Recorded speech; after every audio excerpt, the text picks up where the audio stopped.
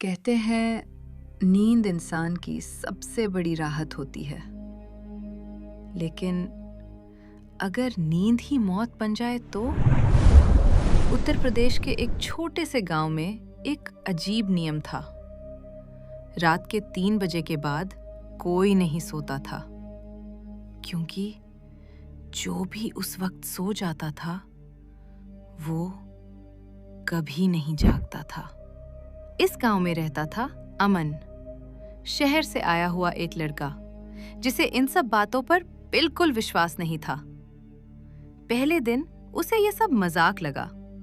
लोग 3 बजे के बाद जागते रहते थे, दिए जलाते, बातें करते, जैसे किसी चीज से बच रहे हों।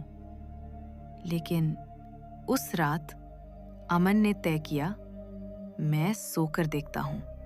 रात के 2:55 पूरा गांव जाग रहा था और 3 बजते ही अचानक सब चुप हो गए।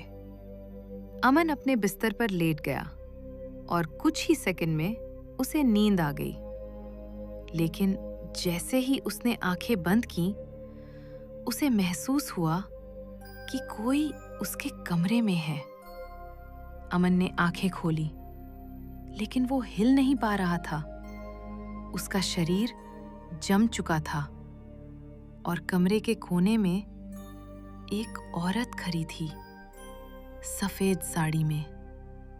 लेकिन उसका चेहरा पूरी तरह काला था।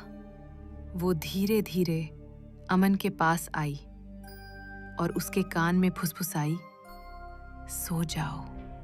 अगली सुबह अमन नहीं उठा। लोगों ने दरवाजा तोड़ा। वो बिस्तर पर ही था, लेकिन उसकी आंखें खुली हुई थीं और होंठों पर हल्की मुस्कान।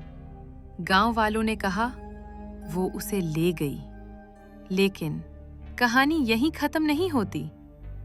उस दिन के बाद हर रात 3 बजे गांव के एक घर से एक नई आवाज आती, सो जाओ। धीरे धीरे गांव के लोग जागते हुए भी सोने लगे।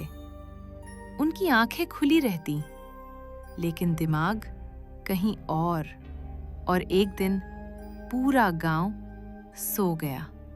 आंखें खुली थीं, मुस्कान वही थी और दरवाजे के बाहर वो औरत खड़ी थी। अब अकेली नहीं, पूरा गांव उसके साथ खड़ा था।